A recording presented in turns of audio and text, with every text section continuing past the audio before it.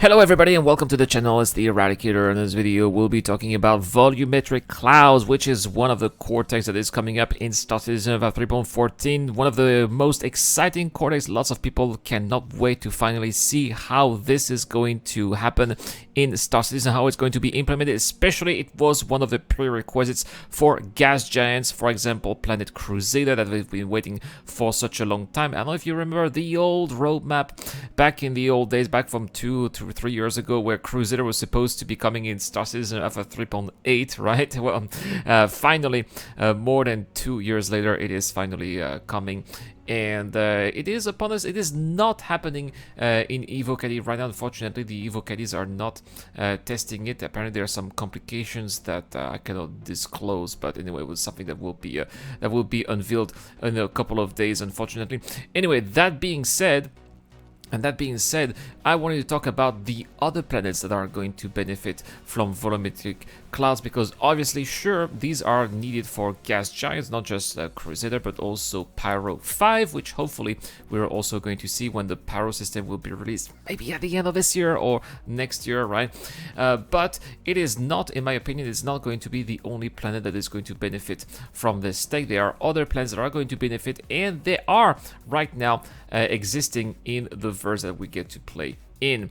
Now, the first planet that is, I believe, going to benefit from that tech is going to be Microtech. Now, we've seen Microtech plenty of times in some demos and other concepts, and these demos and concepts always seem to have some of those volumetric clouds, because Microtech is a planet with a lot of storms. These, of course, are snowstorms, and that's because of the lore itself. The lore says that the planet Microtech was terraformed, and that the terraforming process had some errors, and that the result of those mistakes made the atmosphere very unstable, with a lot of snowstorms and the atmosphere being overall very cold. So we should expect the atmosphere of Microtech to become harsher, more difficult to fly into, and overall going to New Babbage should become more of a challenge than it currently is today. Right now, when you go to New Babbage, you just quantum drive all the way to the starport location and then fly for about 20 to 30 kilometers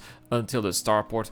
We should expect this to become increasingly more difficult and more of a challenge, especially if there is going to be a snowstorm over the city. Plus, on top of that, we should expect those storms to be happening not just over New Babbage, but also over all of the other outposts or any other area where you're going to explore. It's probably also going to make mining much more difficult too.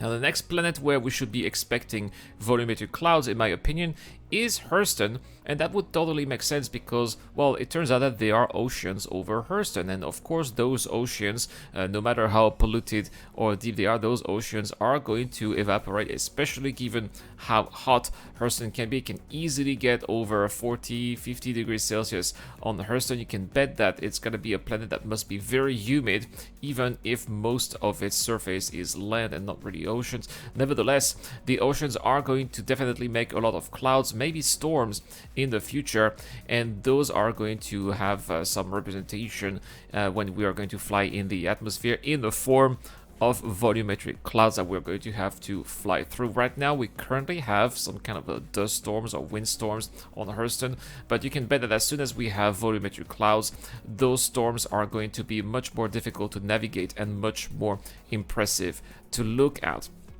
Now, I also believe that on the long run, planet ArcCorp is also going to get volumetric cloud, and the reason is because ArcCorp is supposed to have also an artificial ocean on its surface, which makes sense because originally it was a regular terrestrial planet that was eventually transformed into what it is today. Where has all of the water gone, right? Well, the water has been, according to the lore, I'm not making this up, the water has been drained, and there should be an artificial ocean, which is where all the water that results from the evaporation, all the water is getting drained and getting back into the ocean, which then gets evaporates itself, creates clouds that hopefully will be able to fly through. Then those clouds are going to create rain, and then the rain will be drained back into the ocean. We've seen actually a couple of cinematics of ArcCorp with the rain. This is where the rain is coming from, because a lot of people were asking, and people were saying, but Irad, there's no ocean right now. That's because what we are seeing here, the the visuals of ArcCorp that we're seeing here is not the final pass on ArcCorp. The devs are going to work on ArcCorp furthermore. You can be sure of that. And maybe, who knows, maybe it's going to be the Montreal team that is going to make those future developments. Now, eventually, the volumetric cloud is going to have effects on other planetary bodies. I think that as far as Stanton is concerned, it's pretty much going to be it, because all of the other planetary bodies, or basically these are moons, right? All of the other moons have a very thin atmosphere that should not, in theory, should not be thick enough to generate massive clouds. Maybe some of the moons of Microtech, thinking maybe of Euterpe, perhaps, right, or Calliope. Maybe these moons are going to have some tiny volumetric clouds, but I can't believe that, for example, places like Daymar or Lyria have an atmosphere that's thick enough to allow for this. However, probably when we are going to have the Paro system, obviously it's going to be Paro 5, right? But it looks like maybe a moon of Paro 5, which is Vatra, is also going to benefit from these volumetric clouds, because it does say that the Vatra has a thick, high-pressure nitrogen methane atmosphere and that actually hides lakes of hydrocarbons. So perhaps they are also going to be using that for that particular moon on Paro. But again, I don't think we're going to see that anytime soon, since it's in the Paro system, and we're not going to see Paro for another couple of months at least. But please let me know in the comment section down below. And this is the giveaway question, by the way, guys, because I got a giveaway this month. I'm giving away a tank for all of the subscribers of this channel and my new channel, The Eradicators, which is where I talk about anything that is non-Startisan related. By the way, I'm going to talk a lot about the E3 on that new channel, so if you're interested in checking out my takes and my opinion on some of the reveals, then you really want to check it out. The link is in the description down below. Here's the description. Here's the question, the giveaway question here.